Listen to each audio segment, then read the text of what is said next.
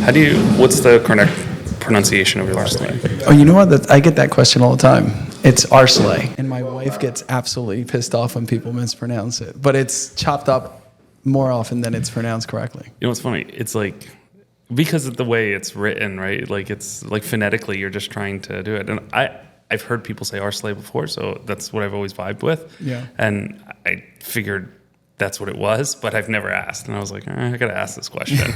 This one's going to go live. No, well, I mean, ARECLAY, Araceli. What's your background? I'm Puerto Rican. You're Puerto Rican? Born and raised in the Caribbean. Really? Oh, yeah.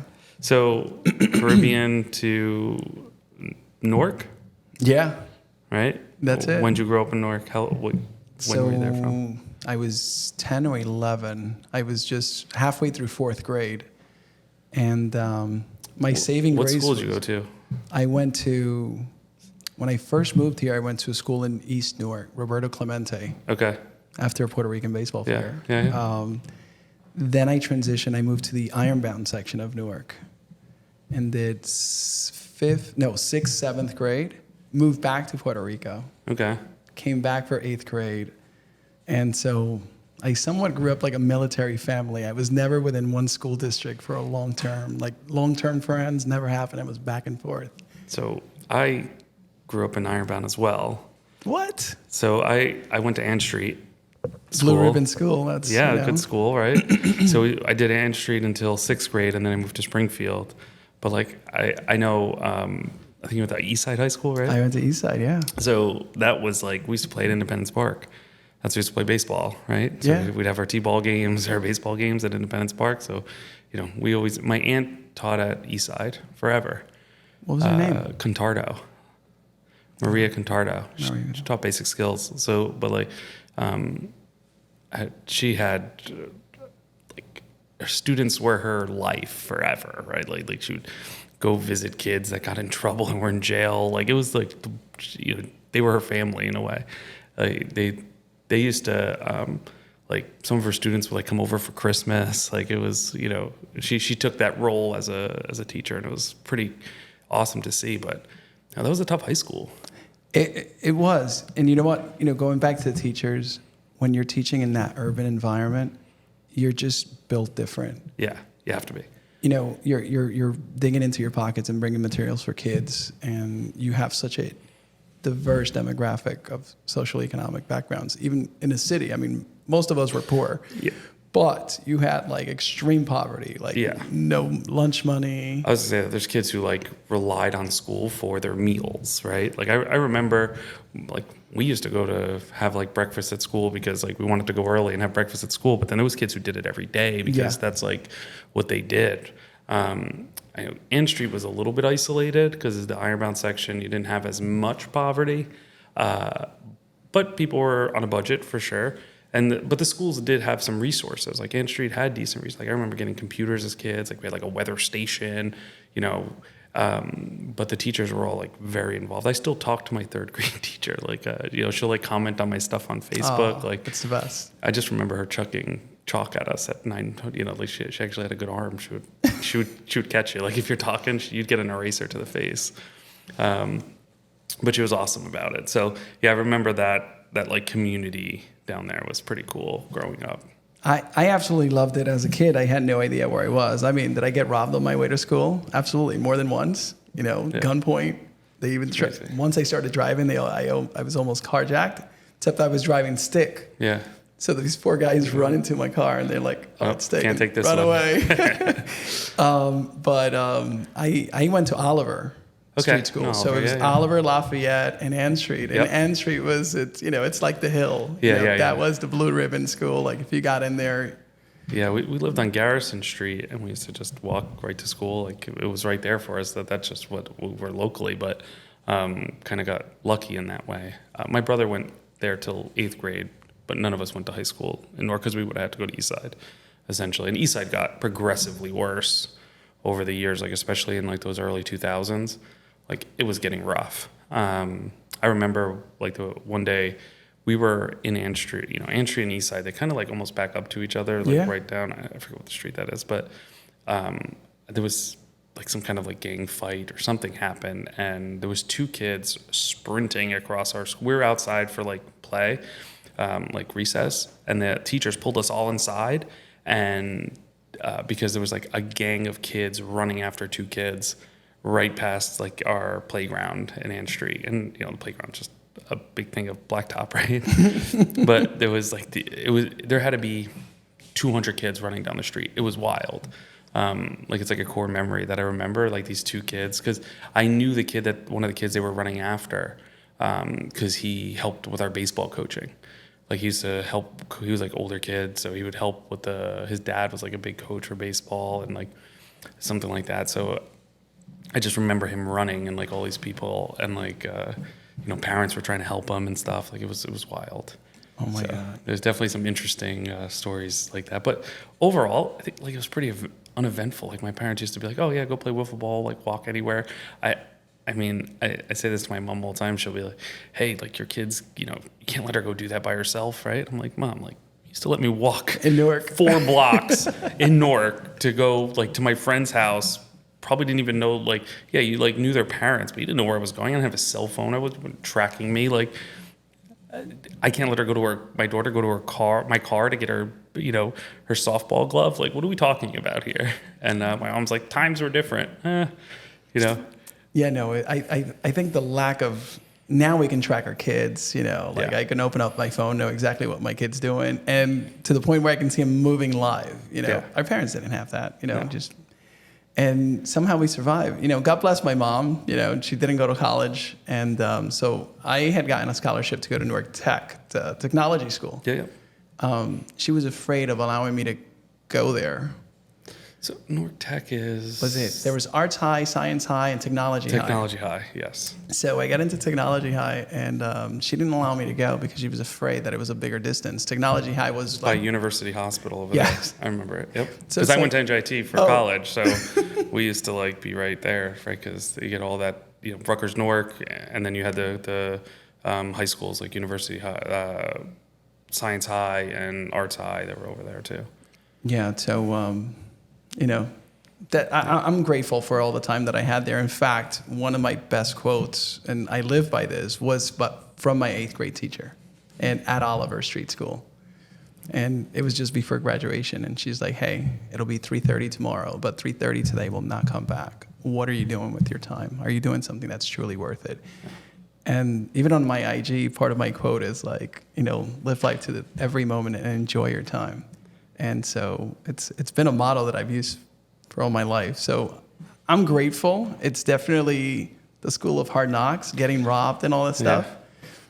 As a parent, I've completely switched it. I've moved out. I've put my kids in a little bubble. And part of me still feels and questions whether or not that's the right thing because of the amount of knowledge that I grabbed from like the streets of Newark. Yeah. Now, I wasn't doing bad things out there. I was an honor roll student. I was in the baseball team. Yeah. I was doing I was the only Puerto Rican player in the ice hockey team. I mean, that opened up my eyes to a lot of things. I remember hockey being pretty big. Oh Like, yeah, out there? especially like roller hockey, like kids, and it went into hockey, but it was pretty.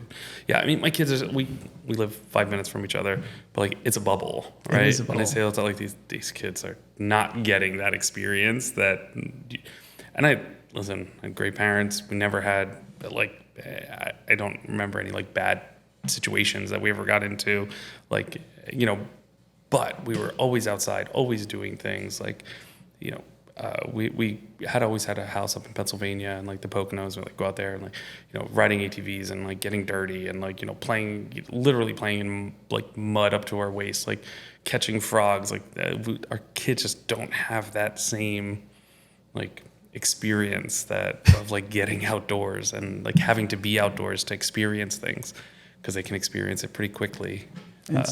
Instantly. And I don't know. I always struggle with that, right? Like, is it good or bad, right? My wife will always like, too much time on the iPads and this. I'm like, their life is going to be iPads.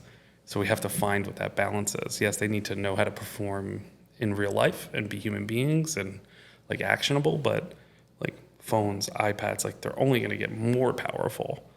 So do they need like, should they be very proficient at them at a certain age? Like, yes, right? Because I agree. it's going to be life, right? They need to be good with them, or else they're going to be behind in reality. You know, but what's too much? That's a fine line, right? I agree with you. I struggle with that all the time, and when to provide the phone. And it seems, you know, as a father of 3 kids, the third one has had a phone since Yeah. 4th grade. What age are your kids? So I have a senior, In high school. a senior in high school who just, you know, he turned 18. I got to take him to college in August. Talk about an emotional journey, right? Yeah. Like my middle one's a freshman in high school. He's 15. And our baby is a 5th grade 11-year-old. I mean, and God forbid, if he hears me calling him a baby, I'm done after this. But yeah, I think he'll always be my baby. Yeah. So I have my 2, my 5 and now 7, turned 7 2 days ago.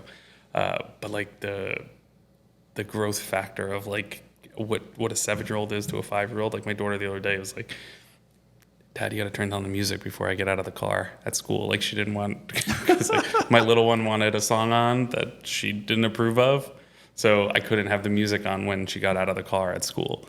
And I'm like, this is my life. Like, this is what's going to happen now, is like everybody's going to have opinions, and like they're living, you know, getting to that point of growing up and like having, you know, having emotion around things versus like being kids, and it's like doesn't matter.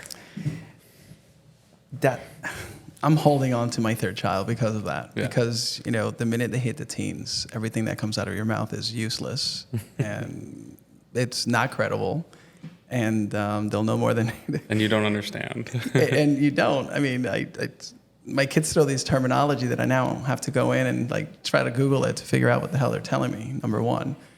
But I'm struggling as a parent because I was prepared to lose sleep. I was prepared to like be flushing money out with camps and activities. Yeah.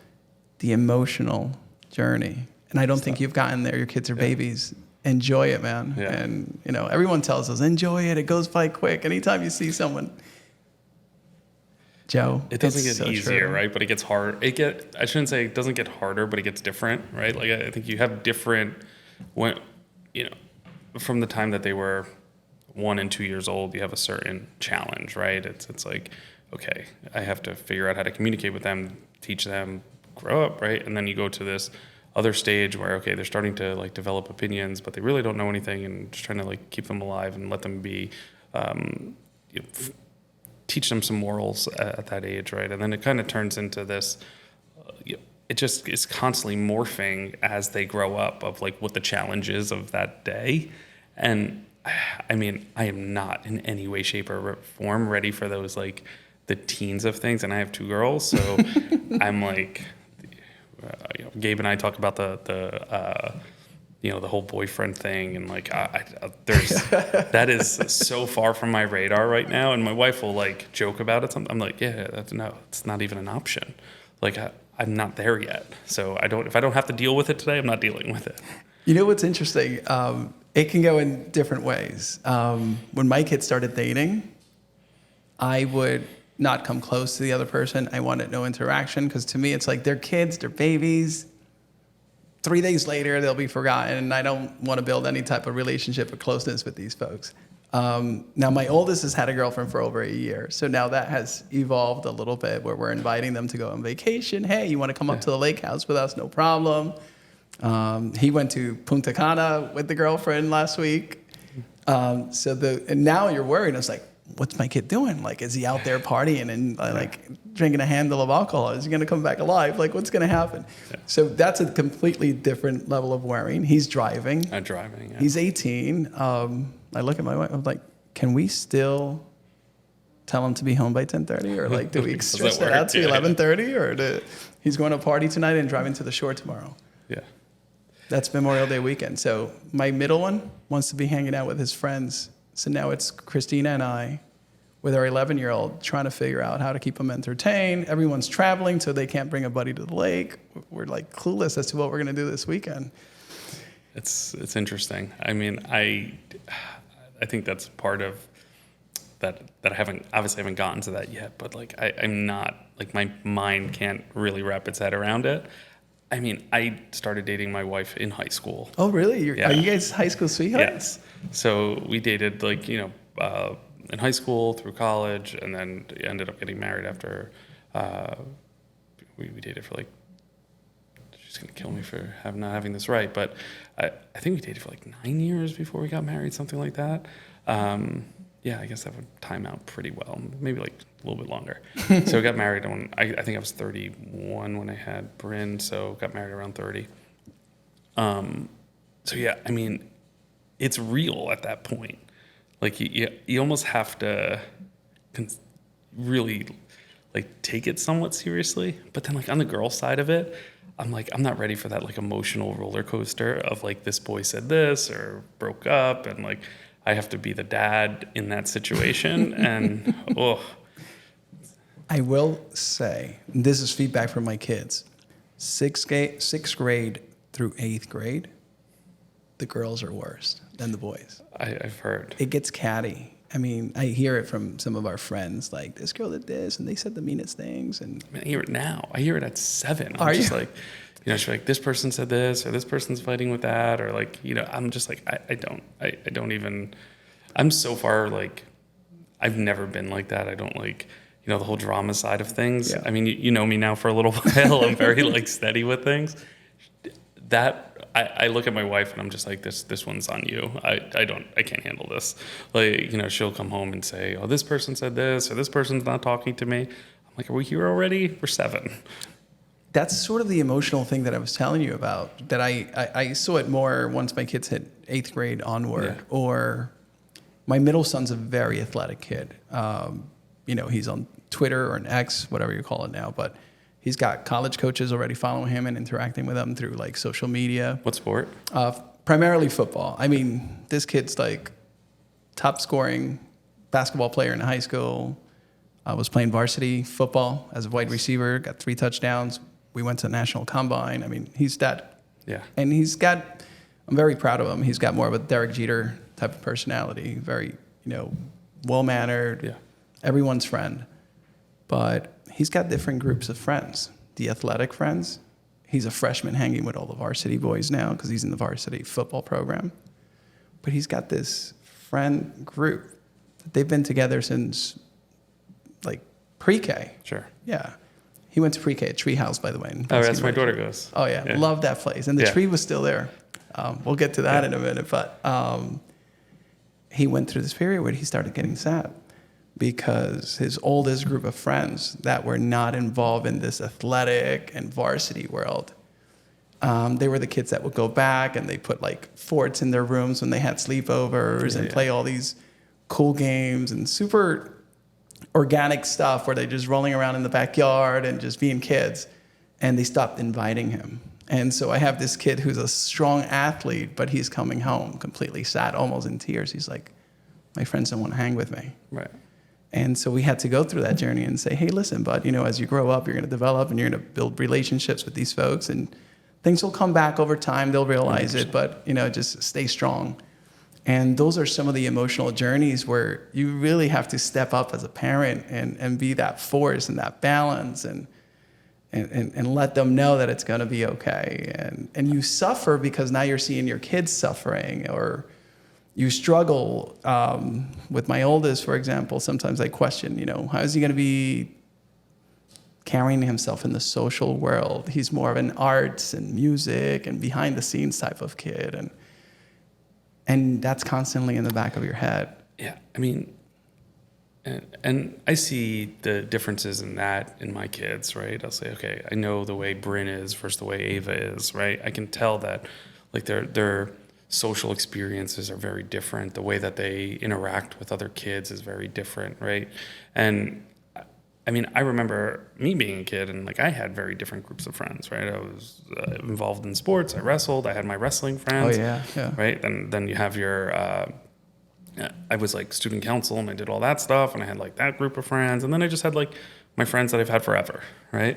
And like it's a hard mix to, everybody's not necessarily in the same boat. Yeah. But I think. I think that's important, right? And I think once the kids realize that, like, hey, I can go hang out with them, and I can go hang out with the other group. And by the way, they don't care that I have both groups of friends, right? And it's super, it is organic when I go, like I still, like I go hang out with my friends that I've been friends with forever, and like, it's like we've never missed a beat. Sometimes we don't talk for 2 months. We like call each other up, yo, you guys want to get dinner? Great. And we go, and it's, you don't miss a beat, right? Yeah. I think those friendships definitely have to develop, right? But how can you coach your kids through that? Like, because it's hard. It's hard to have that mentality. But I definitely see that in my kids. Like I know Ava will be a lot easier to build those friendships and like mold between this group and that group, where Bryn will need to like latch on to a group and say, hey, these are my people. Now, is Bryn your oldest? Yeah. Every parent I speak to, I mean, obviously, we're going through something new as parents of our firstborn, right? Yeah. And thank God for those firstborns for paving the path for the others, man, because I see it, the level of discipline that I placed on my oldest versus the second and the third, it's completely different. Yeah. And the level of independence that my second and third have compared to the first is completely different because we're so hands-on with our first. Yeah. I recall, like, we would be going to the ER with my firstborn, like, little rash comes out after he had a blueberry. Let's go. What's going on? We're freaking out. I remember one time I'm changing his diaper and my wife like held his arm because he was going to fall off the changing table and like his elbow dislocated. Yeah. We're like flying to the hospital thinking they're going to call DIFUS on us. The physician at the ER starts laughing. He's like, this is my third one today. Yeah.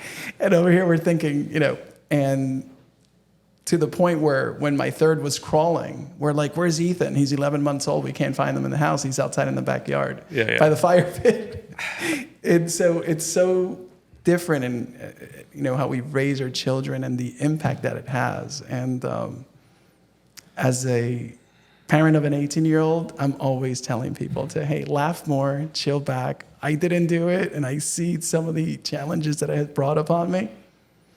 Laugh more, and everything will just come together at some point. I mean, you have a good kind of what feels, I guess, for you, and I know it's very individualized, but like your work-life balance of like you do a lot with the kids. It's part of the good piece about being in our business too, right? Is that you can be very involved with your family, right? And yes, we all put in a lot of hours, and we're, sometimes the weekends like we're stuck working and we're doing things, but the reality is like we do have the flexibility, right? And you can make your own schedule for the most part. And it keeps us around, where I think we experience a lot more of that with our kids, right? We start, usually it's not as like prevalent to the dads, right? Not to be like super on PC about it, but like the dads like typically are not, or at least like even my dad was like very involved, but at the same time he worked like we were with my mom a lot, right? He worked a lot. So yes, we would do things with him. He's home on the weekends, like, but the reality is like the little nuances of raising us, my mom was involved in every day, where I feel nowadays, like us as dads, like we're seeing so much more of that. And it's a little eye-opening at the same time. I experienced that. My dad was factory worker, leaves the house at 6 a.m., got home at 6:30 p.m., Monday through Friday, and Saturdays half day. Yeah. I don't remember him at my baseball games. And I have no resentment against that. It's just that he just wasn't able to. If I miss one of my kids' games, they'll crucify me. Yeah. What happened? How did you? And you're right. That's what I love about this job. But in my younger years, I was still implementing the discipline that I learned at home. Fortunately, my wife was at home for 17 years. Yeah. It all started with, hey, I'll go back to work once the baby's 6 months, once he's walking. Let's wait till the 1-year birthday. 17 years later, she went back. Best thing that happened. My kids got to go home and do homework at the kitchen table when my wife was there. I love that. Yeah. But at the age of 9, my oldest said, hey, Dad. I was like, I'm excited for the baseball game. I'm like, great. Could you not bring your cell phone with you this time? And that was the aha moment. I dropped everything and I said, I got to fix this. Like, what's the point of doing everything that I'm doing when a 9-year-old is picking up then I'm not paying attention. I've completely failed. I felt terrible, and I've changed everything that I do to ensure that I can be there as much as possible. So I struggle with that, right? I struggle with that a lot because, one, I want my kids to see my work ethic, right? And I want one to be successful for them, right? Like it's hard if they see that I'm always around and always available, and that becomes the norm. It's the reality is that it's not the norm, right? Yeah. We're in an industry that lets us, and we'll get into work stuff in a little bit, but we're in an industry that allows us to do it. So it's difficult to not show them like, hey, dad is busy, right? Dad does have stuff going on. And yes, we're making sacrifices for us to be there, when the reality is, like, if work needed us not to be there, right? But we're doing it because we feel it's the right thing to do. And I'm like, I don't want it to be a guilt trip for either, right? So when my daughter plays that game sometimes with me, she'll be like, Dad, you need to come to my game tonight, right? And I'll specifically not tell her that I'm going to be at the game. I'll say, hey, I don't know if I'm going to make it to the game. I'm going to do my best to get there, but I'm busy at work. I'll try to get there. And it's a surprise when I do get there, and I try to keep it like, I don't want to set the expectation that I'm just at every game, because it's just not the reality, right? It's very difficult to make that my reality. And then when they pull that, like, Dad, you're not paying attention to me. Like, I'm just like, you're standing in the outfield, like playing with the dirt, right? Like, I'm answering an email. I get it, right? Yeah. And so I'm just, I struggle with that, because I'm like, how present should I be? Right? Because that's really what it comes down to, is, are you present or not? Yeah.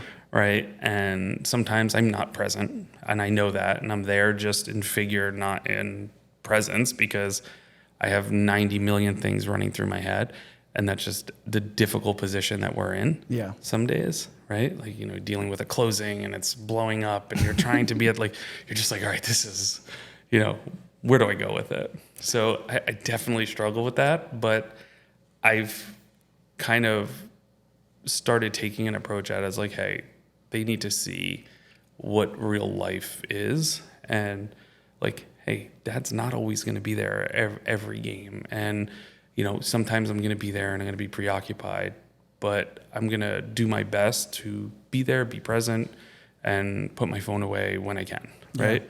And I'm conscious about it, but it's difficult. And to be fair, these sports games and the way they put these schedules together, you're just like, does nobody work? I was just thinking about that. So I was at a lacrosse game. My son's lacrosse games are at 4 p.m. Yeah. Wednesdays, Tuesdays. And it was actually another mortgage broker.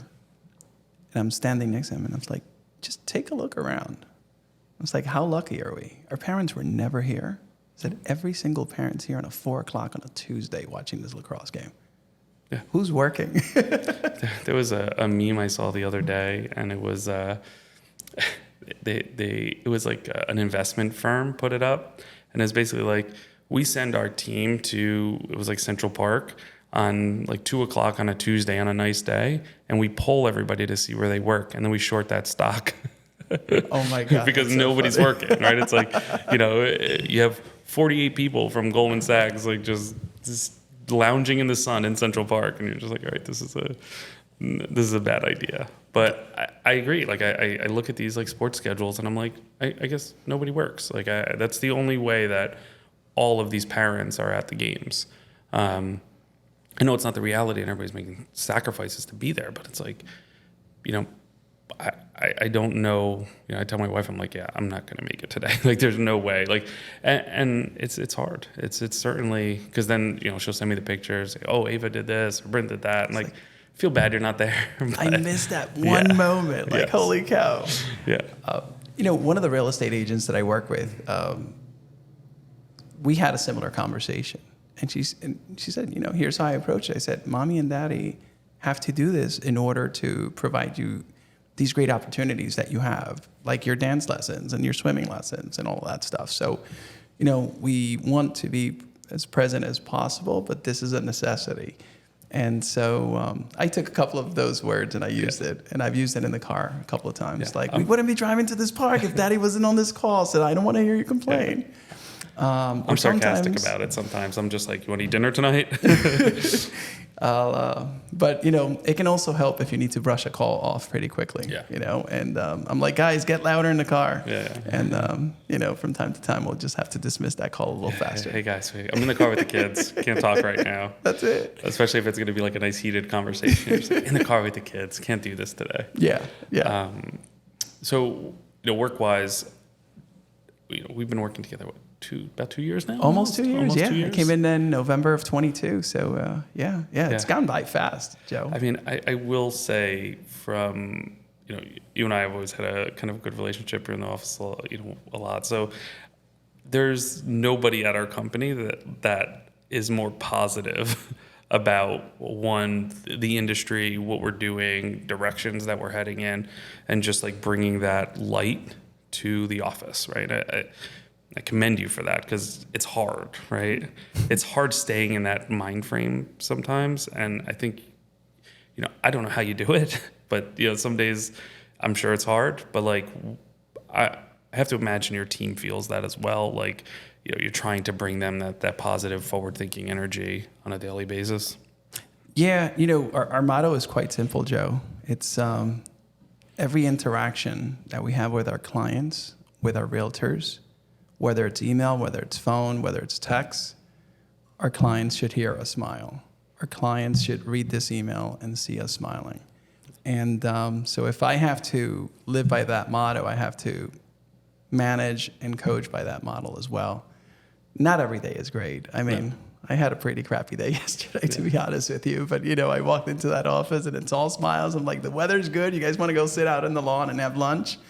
And before we knew it, we were deep in emails and calls, and we never got out. But optimism, and to me, it's a better recipe than pessimism. And Sure. No matter how bad the day is, we got to find the brightness in it to keep moving forward. Yeah, I mean, it's been a rough 2 years now almost, right, in our industry, dealing with kind of the volatility of it. But I think the reality is that we're in a very unique and lucky position to be doing what we're doing. And the fact that you have kept your team producing and yourself producing and just being a high performer kind of plays to that, right? Is like, hey, you have a reason to be positive, especially from like my view in, but also I don't doesn't seem like you're harping on the past, right? Like coming out of COVID and how busy we are. I think a lot of people haven't gotten over that yet, right? They're like still like, oh, but in 2020 I did, like, we're 2 years away, right? Yeah. So get back to like building your business and setting, finding more referral sources and building your team out. It seems like you've kind of started cracking that code a bit and putting together a pretty like high performing group. Yeah, no, it's been an interesting journey. Part of the reason why this move, I've gone through some really deep struggles, Joe. I mean, going back to the pandemic, I worked for a different organization. You were there for what, 19 years? Yeah. 19 years, right? Actually, I started with the organization in 2001. Wow. And then I transitioned to the financial side in 2004 and until 2022, November of 22. And so when I joined the company, I really came in and said, I'm going to put my head down. I'm going to live off my savings from 2020 and sort of write a couple of loans a month. And I didn't realize the impact that positive mindset had on other people that I connected with before. And I just started getting a big following. Hey, I want to work with you. I want to be part of the team. And so then we really started focusing on putting those personalities in alignment with what they do best. And it is really starting to grow, and I'm just incredibly excited, man. You have an ability to build relationships that, you and I get along from the day you walked in, right? I was Yeah, like, yeah. I said it to our whole team. I was like, Alex fits in perfect here, right? Yeah. Like, there's not, I struggle with our industry a lot, like with some of the team. Just, I think we've built a good team at, Absolute/Crown. It's difficult sometimes when we're like looking at other teams that want to come on, or people that like I'm just like, man, this is a bad fit, right? People who have not made that switch into trying to be a little bit more progressive, accepting change, understanding like, hey, we're in this for the long haul, right? And you have that like loyalty mentality that doesn't exist in our industry, right? Like, Yeah. you were with a company for 19 years. Like, yes, you made a very difficult move and you had your reasons for making that move, but I'm sure it wasn't easy No. for you to come to that. I mean, I think we talked over like the course of like a year and a half, right?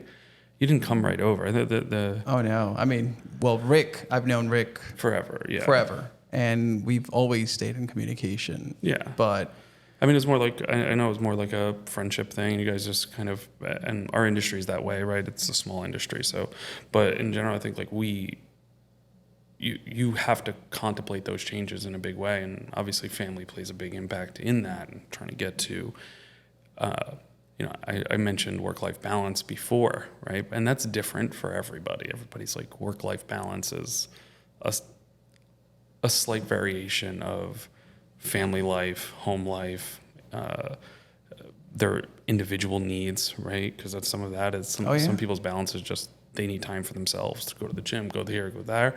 And then there's like, I need to get my work done, right? And you're going to pick out pieces of that to try to build out what your day looks like. And you have to be conscious about it, because either one of those can get totally out of control. every right? day. Yeah. Like, your family wants 100% of your time, right? Your work wants 100% of your time. How do you manage that?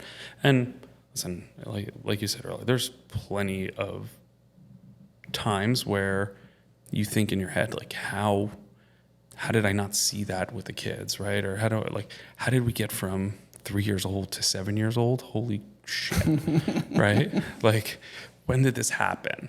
And like I said, with the stuff that someone's going through, I can't, as you're talking through it, I'm like thinking in my head, like, I would totally miss something like that, right? And I think that's just a reality. Is we're trying to build a life for our family at the same time with trying to grow our family, right? And give them that nurture side of nature that is a guessing game, in my opinion.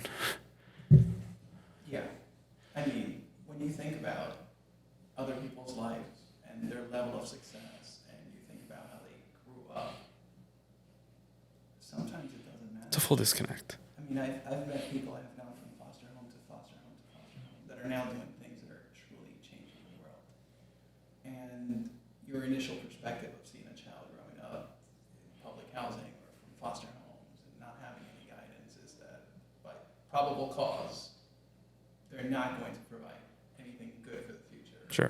Just because of what you hear on the news and see. But oftentimes, the kid's rebellion, I guess, when they rebel, sometimes it can be a positive thing. You can have a child that grows in a home with two alcoholic parents that will probably not drink and go out and create policies and become some legislator where they're going to protect other children from their upcoming. Or they could be an alcoholic. Take a path, right? But, so to your point, as long as your heart's in it and you're faithfully doing whatever it takes and whatever you think is right. My mom prevented me from going to a superior high school because she thought I'd be closer to the high school there, not understanding the impact of the academics, right? I ended up signing into the Marines and doing all other things because I always had a passion for flight, and so I started working at Walgreens and did all these things. No one's flown in my life, flown a plane. I'm the only one that's been able to fly a plane. I pursued that on my own based on the struggles that I saw my dad showing up with dirty hands every night when I came back home. So yeah, Yeah, so as long as you're trying, as long as you're working at it, as long as you're faithfully like giving them love, that every parent I've spoken to, even at 7 years old, I think one of the most common themes I hear is like make sure that person feels loved. Everything else will sort of fall into place. Yeah. And so yeah. That's I'm pretty like stoic as a person typically, right? And like I obviously I knew my parents loved me, right? And there was things they did that, but I don't like, we didn't throw the word around. Like there wasn't a lot of like that affirmation of love versus more action of it than anything else. So like growing up, I never like thought about it, right? But never didn't feel loved. I think there's a big emphasis on it now with like the kids trying to say like, I love you. I say it all the time, every morning to my daughter, Me too. right? I don't leave the house without Yeah. saying it. So it's like, but I also want to show that, right? And like that's difficult for me is like trying to figure out like, yes, I'm saying it all the time, but I you want to show it, right? And I'm passionate about things that I do, right? Like if I'm dealing with work, like I'm very like I love what I do and I'm involved in it, and like my actions will show that I'm there, right? And I feel the same way, family life, that I think actions do speak louder than words in some of that situation, but it's nice to hear it, right? It's like nice for that to get that affirmation. What overall, like with your team at work, are you do you actively coach them? Like, how involved are you?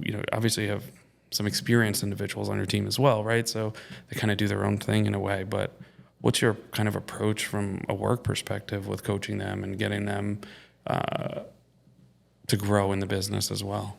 I think I take advantage of the compliments that I get from them. And I emphasize, hey, you're complimenting on this, that means you're interested on it. And it's piquing your interest. So let's work on developing your skills on that. So I do a lot of scripting with the team. And one thing that I often share with them is consistency. Love them or hate them, I say this all the time, McDonald's, they're successful for one reason. No matter where you are. You know what you get. It's consistent. It's going to taste the same. Whether you get it in California or New Jersey or in another part of the world, it's consistency. And so I really coach to that with the entire team. And first call, second call, you try to stay away from adversarial terms when it comes to consultations with clients. And I'm constantly coaching them. Say, hey, don't forget that telling the client you only qualify for this, you're belittling them. You're making them feel small. What if we say, hey, grab your sword, I'll grab my weapon, and we're going to go after this big monster called Fannie Mae. We'll stretch these guidelines and we'll work together to maximize your approval. At this time, we only get to 350, but we'll do everything in our power to make sure that we get you there. The 400 is not realistic yet. We'll keep working on it, but are you okay? Are you in it with me? And we empower clients with that. And I'm a big advocate on reviews. I read every review I get from our customers, and I look for keywords. Communication is something that's always coming up in our reviews. Always there, lots of communication. And so when you're mixing, real estate's an emotional transaction. Very, yeah. The financial part is a necessity for this emotional transaction. And so we are very aware of that, and so we're always trying to meet the client. Rather than being reactive, there's no reason why you should be calling me to ask me for the status of your loan. Right. I should be able to reach out to you and say, hey, we reached these milestones, high five. And that's really the focus of our point. So give good service, lots of communication, and the loyalty for the clients just becomes natural. Yeah. What I have a pretty like wide reach with our team, just in like hearing them and dealing with some of their clients, and obviously I get all the problems that roll up, right? So like most of the time it's something's already like super hot, or 99% of the problems that end up on my desk could have been solved with communication. 99% of them, right? Whether it was accurate communication up front or just follow up of some sort, because that doesn't happen all the time. And I say to myself, I'm like, guys, like, this problem ended up on my desk to solve. I solved it with one phone call.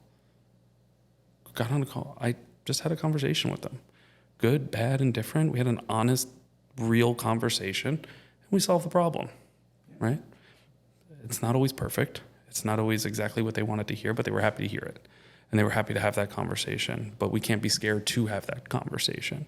And I think, naturally, I'm a problem solver. I think most of the people in our positions are, right? So it's like, guys, you got to communicate. You got to solve the problem. And I think if somebody masters that, we've cracked the code. Totally. Yeah. And I think it starts in there. I mean, one of the first calls that I make on a new transaction is to the listing agent. Yeah. Now, in this market, I'm speaking with the listing agent as much as the real estate agent is speaking to them when presenting the offer. Like, it's no longer, here's the offer, accept it. It's like, hey, Alex, I sent the offer to the listing agent. Now I'm getting on the phone and I'm calling the listing agent. And we just put a deal together where I spoke with the listing agent more than the actual buyer's agent. Yeah. And the agent said it. They're like, we're accepting this because you're so proactive and you know everything, and I really trust you when you talk about the client waiving the appraisal and being able to qualify without more money and all that stuff. But on that call to the listing agent, I promised them, I said, listen, I'm going to be in touch with you every week or every other week between now. And look, things can go wrong. It doesn't always go right. I said, but if we're all actively speaking, I think collectively we can come up with a solution to the problem, and move forward. And they're like, oh yeah, I'm all about it. As opposed to calling someone 3 days before, calling them and saying, Houston, we got a problem. Yeah.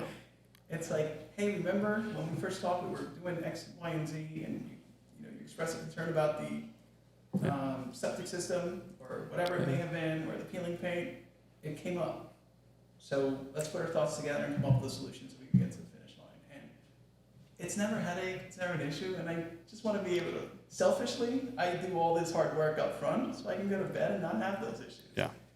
And I think it pays dividends also in the future, because like I just had a deal myself that one of my clients went and put an offer on a house, and I've done deals with that listing agent before. So I had the buyers, both sides essentially knew me, obviously.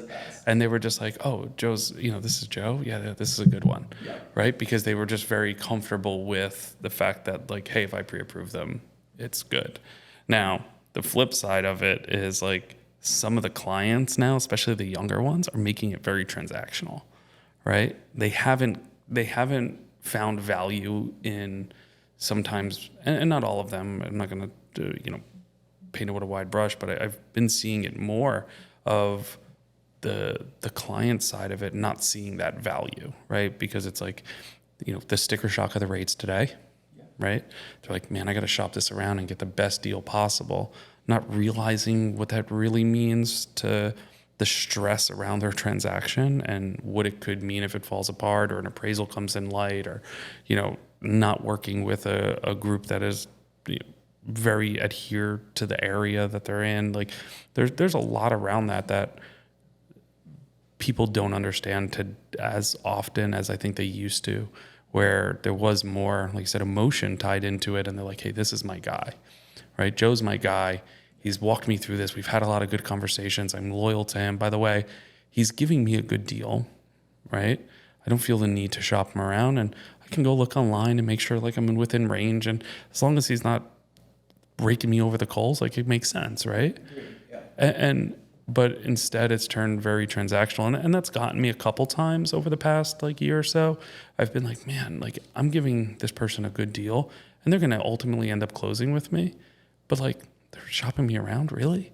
Like, and they're pretty open about it. So I'm okay with it. I'm going to be like, hey, yeah, go ahead, go do what you need to do. But my deal is my deal, and that's kind of like, I don't like to get into the whole bargaining thing. I run pretty thin to begin with. So, and I'm okay with everybody shopping, and I prefer them to just do it up front, right? Like, there's no, just get it out of the way so I'm not wasting 4 hours on phone conversations, and I'm not wasting time over the course of the transaction to try to help you, and you're just going to go to the some.com to get a better rate. Because I think there's always a better rate, right? There's always going to be a better rate. I mean, when I pick up on that type of personality, I joke around now. I say, listen, I know thank you for letting me know that you're reaching out to inquire and that you've already made all these things. I said, by the way, as you continue to make calls, you'll find a guy that will pay you 2% every month to get a mortgage. I said, let's look at this from a more simplistic perspective. I said, we're here to ensure that we get you to the finish line. I said, at the end of the day, mortgage coupons trade at a level where we're probably all very similar. Who is going to have your back? Who do you trust with your most important purchase? Who's going to hold your hand? And I often share, I said, look, we have a particular model here where we're hand holders. And, we'll hold your hand until you tell us to stop. And if this is a good match for you, then we'd love to do business with you. But we understand that there's sometimes we may not be a good match. And so I've essentially discharged those clients as part of my 80-20 rule. 80% of the people are going to love me. The other 20%, it's just a transaction. It's just a transaction. Whether they want to work with me or not, they're going to miss out on one of the best mortgage experiences that they'll have. And so, yeah, I did go home with my head down from time to time, but I said, you know what? We have raving stars. We have raving fans. In fact, today I got a call from a client that I did a transaction for 6 years ago. And they're buying in Nevada out of all places, which we'll talk about that later. But he's talking to me. He's like, Alex, I said, I thanked him. He said, listen, I have a non-compete. I lost most of my past clients. I said, I'm so thankful that you reached out to me. And the validation I got from this guy just made me feel great. He's like, Alex, he's like, I would have Googled and looked for it till I found your name somewhere. I said, what you did for me 6 years ago, I am just so grateful. You're my guy. I'm not calling anyone else. Now, I wish I could amplify that times 1,000 clients, but that's really the value that I get. Like my high, I don't care if it's $100,000 loan. I don't care if it's $2 million. It's that exciting feeling of knowing that you went in there and you changed someone's life and you were truly a part of it, and they had truly appreciated it. And that drives me more than anything else. And so it makes up for those bad days when you have these guys that just can chew you up and spit you out. You're a commodity to them. Yeah. I mean, I get lucky. I definitely have my partnership with realtors that I work with. I have one in particular that I've known since I was a child. Like literally, I think she remembers me in diapers. She was her parents used to live upstairs from my parents in Newark. Yeah. Wow. So and it's like she has a very professional approach to her business as a realtor, and she's newer in the business, but she's doing amazing. She has a very professional approach to it, and I take a very professional approach to the mortgage side of it, and it's a symbiotic relationship. She knows that she could send her clients over, I'll work through them, tough or not, we get through it, whatever the case is. I'm very honest with her, she's honest with me, and we get through it, right? I'm not super salesy as a person, I'm not doing but we, even with difficult clients, we'll have the conversation of yeah, this person's probably going to shop me. I'll do the best I can to retain them, because she obviously wants me to get the deal because she knows it's going to close and it's going to close on time. But it's you get that crapshoot of clients sometimes, and you just know what you're dealing with, right? And you're just all right, I'm going to do my best to work through this and put a smile on and be positive about it, but this one's going to be painful. My son had a choir concert. Now, it's funny talking about different circles, right? This is the athletic one. He's at a choir concert, and I'm there at the Performing Arts Center, and my phone's going off like the world's ending.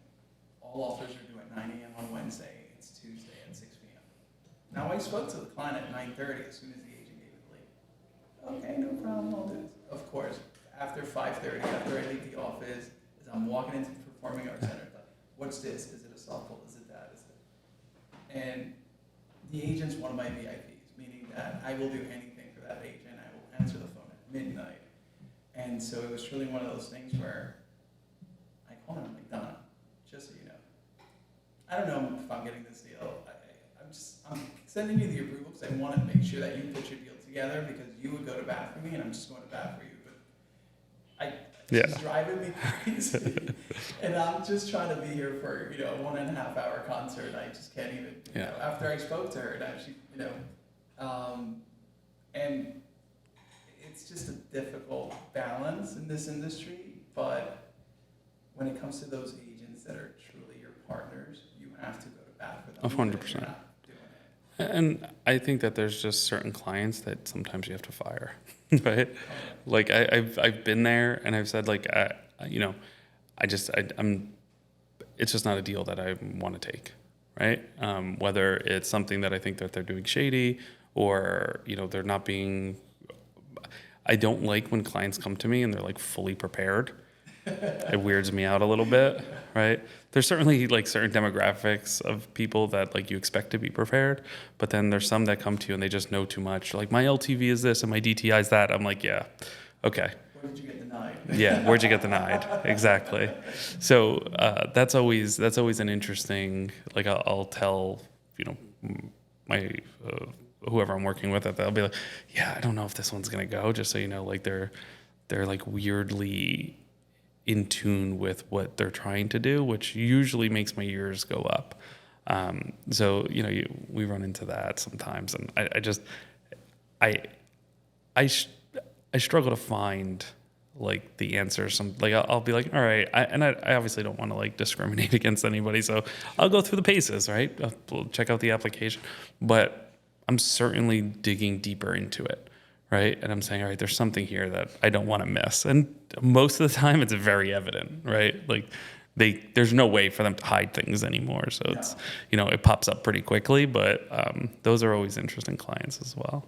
Speaking of interesting clients, I'm getting an influx of younger buyers, which halfway through the transaction, they want to interrupt it. Hey, I just watched this TikTok where it says it's better to get a HELOC than a mortgage. And I'm like, all right, you're locked in at 6.5%. Since when is 10% HELOC better than the mortgage?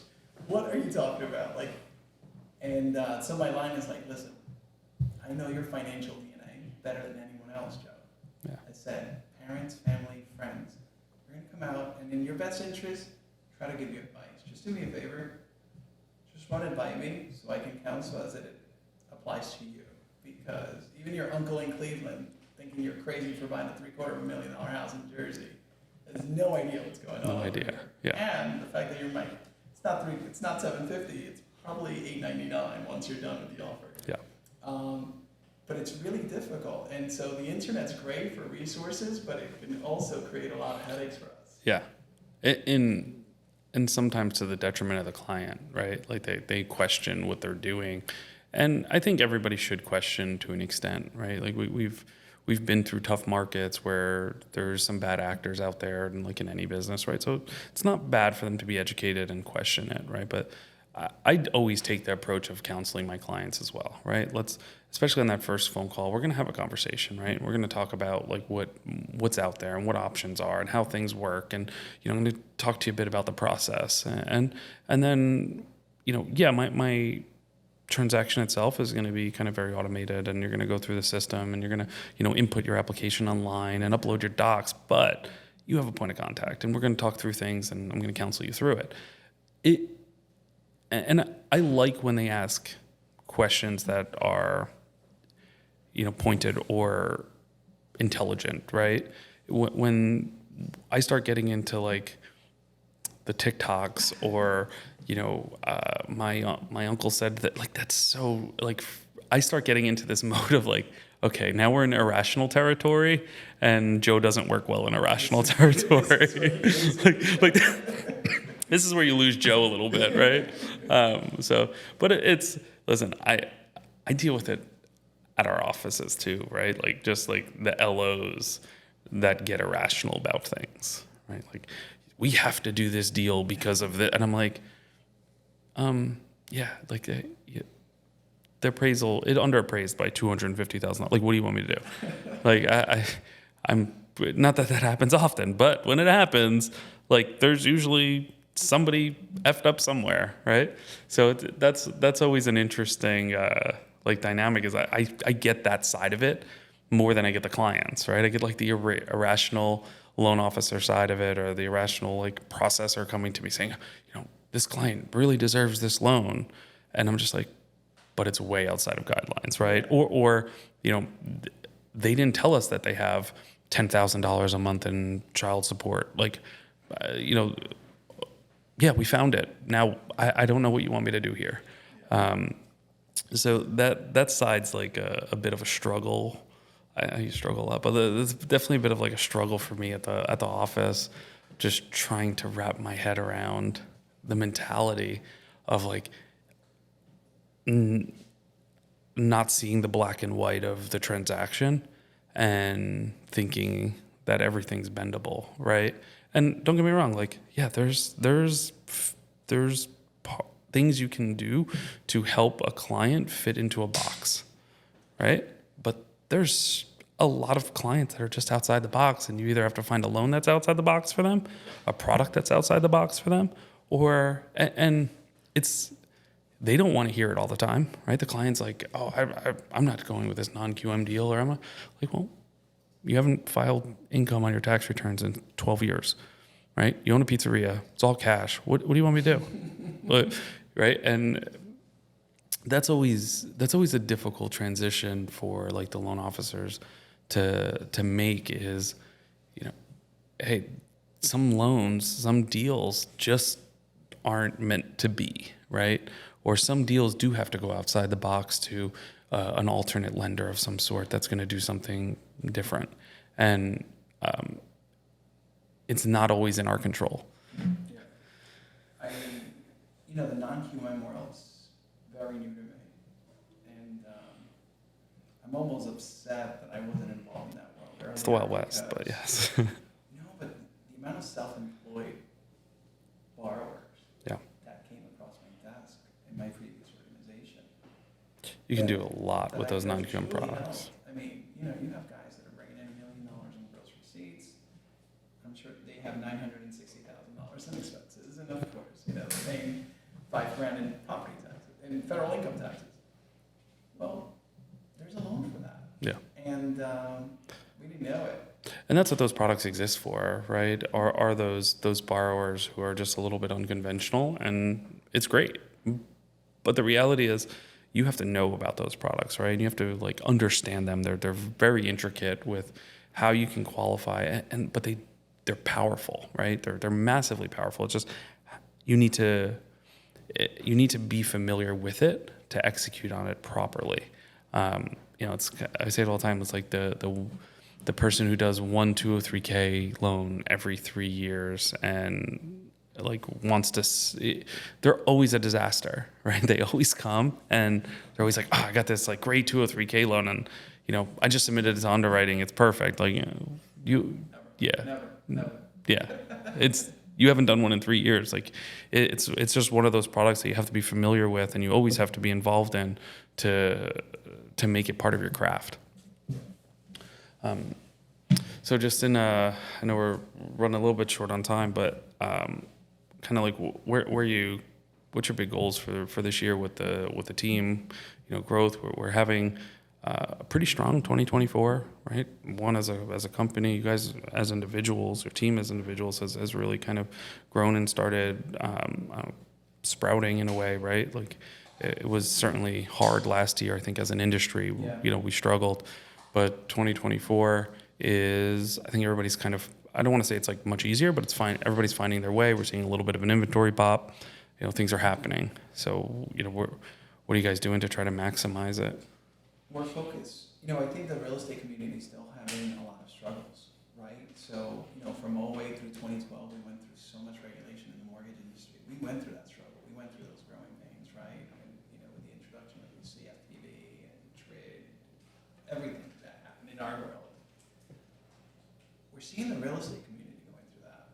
And so, I want to hang out with that community more and provide positivity and coaching and growth and really grow and help that community grow. Because we've been through that struggle, we've seen it, they're going through it, and I want to be able to have these partners grow and get all the education that we provide